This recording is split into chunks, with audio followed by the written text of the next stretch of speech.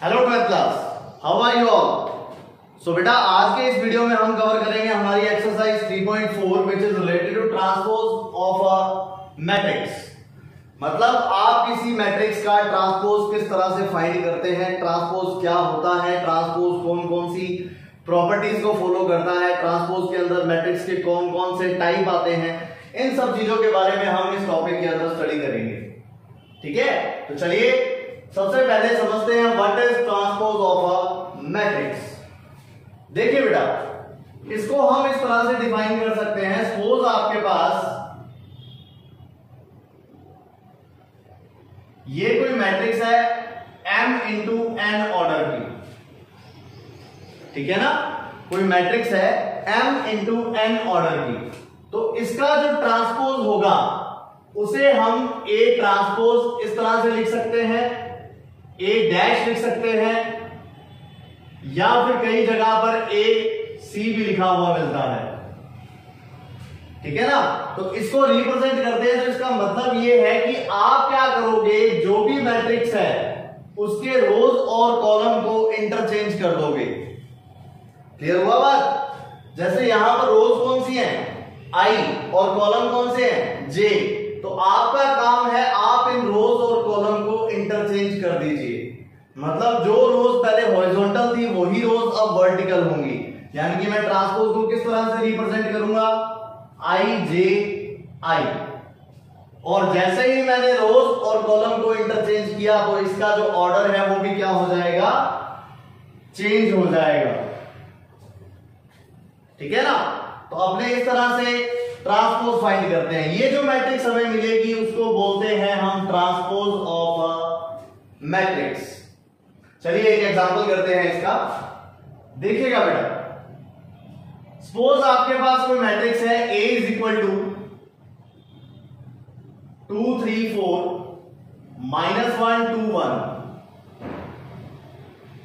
इसका जो ऑर्डर है दैट इज 3.2 दिस टाइम। अब इसका जो ऑर्डर है वो 3.2 है।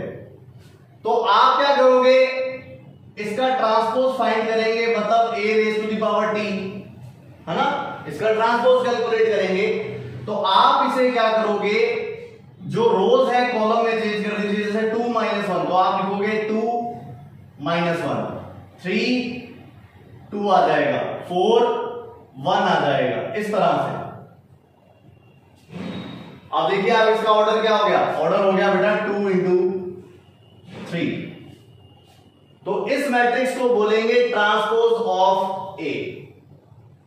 मेरी बात समझ आ गई होगी आप लोगों को। ट्रांसपोज का क्या मतलब है कि अगर आप किसी मैट्रिक्स में रोज और कॉलम को इंटरचेंज कर देते हैं तो रिजल्टेंट मैट्रिक्स जो हमें मिलेगी that is said to be transpose of the given matrix. Clear हुई बात। इस ट्रांसपोज मैट्रिक्स के अंदर हम दो प्रॉपर्टीज के बारे में मेनली स्टडी करते हैं। दो टाइप्स है इसके अंदर। पहला जो टाइप है that is symmetric matrix, symmetric matrices, ये फर्स्ट टाइप है बेटा। You have to know what is symmetric matrix, क्योंकि आगे जो थ्योरम्स हमें करनी है वो सारी की सारी सिमेट्रिक मैट्रिसेस से रिलेटेड ही है। तो चलिए समझते हैं इसको। देखिए बेटा, आपके पास कोई मैट्रिक्स है A। अगर ये मैट्रिक्स इसी मैट्रिक्स के ट्रांसपोज के इक्वल है, यानी कि मैं अगर रोज और कॉलम्स को चेंज कर दूं और उसके अंदर कोई चेंज ना आए, तब अपने उस मैट्रिक्स को क्या बोलते हैं, that is said to be symmetric matrix.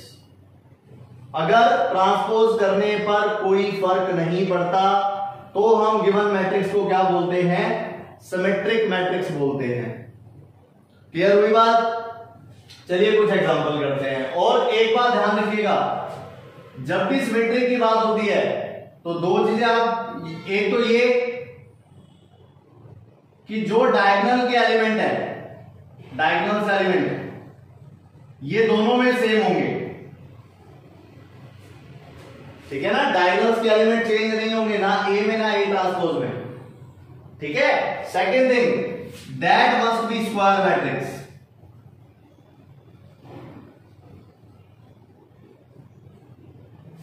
Symmetric और स्क्यू सिमेट्रिक की बात आप तभी कर सकते हो अगर वो स्क्वायर मैट्रिक्स है। कोई मैट्रिक्स अगर स्क्वायर मैट्रिक्स ही नहीं है तो सिमेट्रिक होने का तो मतलब ही पैदा नहीं होता। चलिए एग्जांपल करते हैं इसका। Like we have example a is equal to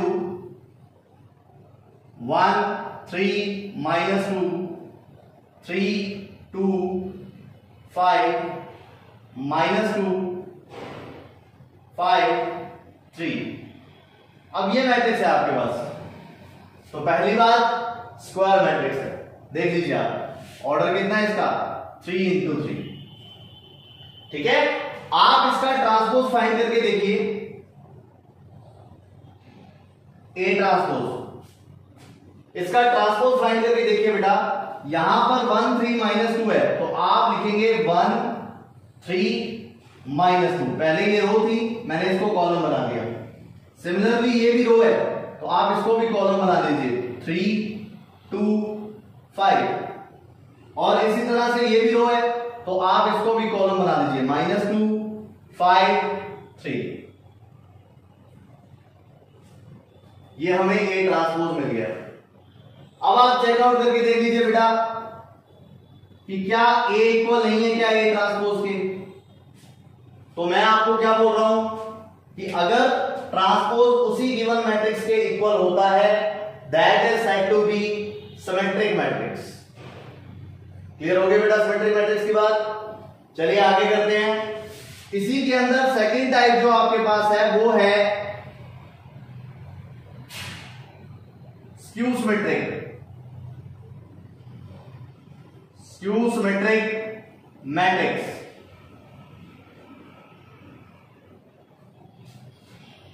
ठीक है, तो स्क्यू सिमेट्रिक मैट्रिक्स के अंदर आप क्या पढ़ते हो बेटा, अगर आपने किसी मैट्रिक्स का ट्रांसपोज किया और वो -A ट्रांसपोज हो जाए, यानी कि पूरी की पूरी मैट्रिसेस में सिर्फ नेगेटिव साइन का फर्क आए, तब आप उसको क्या बोलोगे, स्क्यू सिमेट्रिक मैट्रिसेस बोलेंगे। इसके लिए भी हमारे पास कुछ प्रॉपर्टीज हैं, देखिएगा।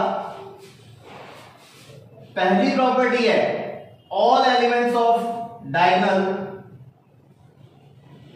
All elements of diagonal must 0। Diagonal के सभी एलिमेंट्स जो होंगे वो 0 होंगे। अगर डायगोनल में 0 के अलावा कुछ हो रहा है तो वो आपकी जो मैट्रिक्स होगी स्क्यू सिमेट्रिक मैट्रिक्स नहीं हो सकती। क्लियर हो गई बात। अच्छा, फिर इसके बाद दूसरी property it must be square. ये तो पहले की तरह ही है, इट मस्ट बी स्क्वायर। ये दो प्रॉपर्टीज है बेटा, ठीक है ना। इसके लिए भी चलो अपने एक एग्जांपल लेते हैं। लाइक आपके पास एक मैट्रिक्स है A इज इक्वल टू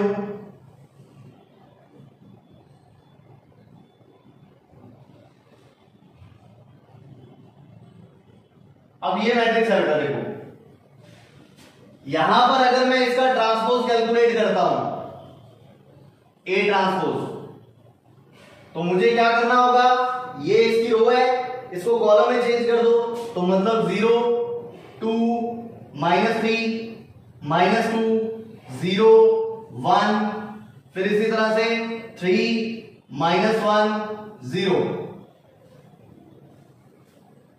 समझे बात। तो इस तरह से ये ट्रांसपोज कैलकुलेट कर दिया। अब आप इन दोनों में डिफरेंस देखिए बेटा, जो एलिमेंट इसमें नेगेटिव है वो उसमें पॉजिटिव है, जो इसमें पॉजिटिव है वो उसमें नेगेटिव है। मतलब कुल मिलाकर फर्क किस चीज का है, नेगेटिव साइन का। तो मैं क्या करता हूं, इस मैट्रिक्स में माइनस का मल्टीप्लाई कर देता हूं। ठीक है, चलिए माइनस का मल्टीप्लाई कीजिए।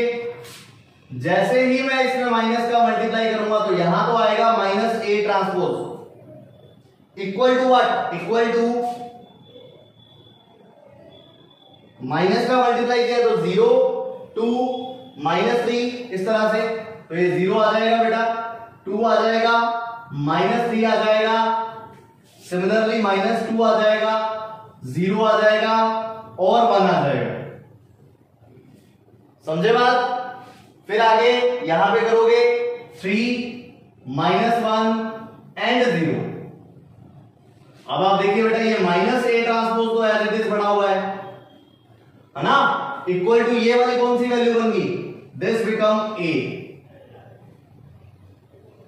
तो मतलब ये जो गिवन मैट्रिक्स ए थी वो कौन सी मैट्रिक्स है, this is called skew symmetric. और आप देख लीजिए दोनों की दोनों प्रॉपर्टीज फॉलो कर रही है। डायगोनल के सभी एलिमेंट 0 है और it must be square matrix. It can be of order 3 into 3, 2 into 2, किसी भी ऑर्डर की हो सकती है। तो इस तरह से आप सिमेट्रिक और स्क्यू सिमेट्रिक मैट्रिक्स को एक्सप्लेन करेंगे, ठीक है ना। और कुछ एक कॉन्सेप्ट इसका है बेटा, properties of transpose. Properties of transpose, transpose की प्रॉपर्टीज कौन कौन सी होती हैं। तो इस प्रॉपर्टीज में क्या आता है, वेरी फर्स्ट प्रॉपर्टीज, अगर आपको ये दिया हुआ है मतलब दो मैट्रिसेस सम में है और उसका होल ट्रांसपोज हमें फाइंड करना है, then you can write it as A transpose plus B transpose, ठीक है ना। आप इसका जो ट्रांसपोज है वो सेपरेट कर सकते हैं, ए ट्रांसपोज बी ट्रांसपोज और बीच में प्लस ही आएगा। सेकेंड प्रॉपर्टी इसकी मल्टीप्लाई के लिए है बेटा, अगर दो मैट्रिसेस मल्टीप्लाई में है और हमें होल ट्रांसपोज उसका फाइंड करना है तो आप लोग क्या करेंगे, ट्रांसपोज तो जरूर अलग अलग कर सकते हैं लेकिन इनका सीक्वेंस चेंज हो जाएगा। बी की जगह पर ए आ जाएगा और ए की जगह पर बी आ जाएगा। और इसका रीजन वैसे ये रहता है क्योंकि आपको जैसे पता है कि जब मल्टीप्लाई होता है तो जरूरी है कि इसके अंदर जितने कॉलम है उतनी रोज होनी चाहिए, ठीक है ना। तो अगर आप सीक्वेंस चेंज नहीं करोगे तो मल्टीप्लिकेशन पॉसिबल नहीं हो पाएगा, ठीक है। बाकी हम एग्जांपल के थ्रू इसको सॉल्व भी करेंगे। आज के वीडियो में सिर्फ प्रॉपर्टी डिस्कस करेंगे और कल वाले वीडियो में कुछ थ्योरम्स है और ये वाली जो प्रॉपर्टीज है ये भी अपने प्रूव करके देखेंगे किस तरह से अपने इसको सॉल्व कर सकते हैं। थर्ड प्रॉपर्टी इज, अगर मान लो मैट्रिक्स में आपके पास किसी कांस्टेंट का मल्टीप्लाई किया हुआ है और मुझे ट्रांसपोज फाइंड करना है उसका, तो ये जो कांस्टेंट है ये कांस्टेंट सेम रहेगा बेटा, इसका ट्रांसपोज पॉसिबल नहीं है। और ये जो मैट्रिक्स आपको दिखाई दे रही है इसका ट्रांसपोज आप अलग से कर सकते हो, यहां आ जाएगा ए ट्रांसपोज, ठीक है। सिमिलरली लास्ट फोर्थ प्रॉपर्टी इसकी है बेटा, अगर आप ट्रांसपोज का ट्रांसपोज फाइंड करोगे, ऑल यू आर इंटेलिजेंट, क्या आएगा देखो, पहले मैंने रोज को कॉलम में चेंज कर दिया फिर उन्हीं कॉलम्स को वापस रो में चेंज कर दिया, यही मतलब हुआ ना ट्रांसपोज का। तो जो पहले वाली मैट्रिक्स थी वही सेम मिल जाएगी आपको, तो मतलब यहां पर क्या लिखोगे, ए। ये चार प्रॉपर्टीज मैट्रिक्स का जो ट्रांसपोज है वो फॉलो करता है। तो इस तरह से आपका ये बिल्कुल बेसिक है ट्रांसपोज का। और जो आपकी एनसीईआरटी के न्यूमेरिकल क्वेश्चन है वो आप बड़ी ही इजीली कर सकते हो, बिकॉज एडिशन हम कर चुके हैं, सब्ट्रैक्शन हम कर चुके हैं, मल्टीप्लिकेशन हम कर चुके हैं। तो आप एनसीईआरटी में ट्रांसपोज वाला जो टॉपिक है वो बड़े ही इजीली सॉल्व कर सकते हो। अगर कोई डाउट हो तो यू कैन कमेंट मी, मैं आपको बता दूंगा कि किस तरह से वो क्वेश्चन होगा। कल हमारी जो ये ट्रांसपोज का जो टॉपिक है वो पूरा का पूरा कंप्लीट हो जाएगा और इस ट्रांसपोज के टॉपिक में थ्योरम्स बाकी हैं जो आपके एग्जाम में भी आ सकती हैं, ठीक है। होप आपको ये वीडियो अच्छा लगा होगा। Thank you very much for watching.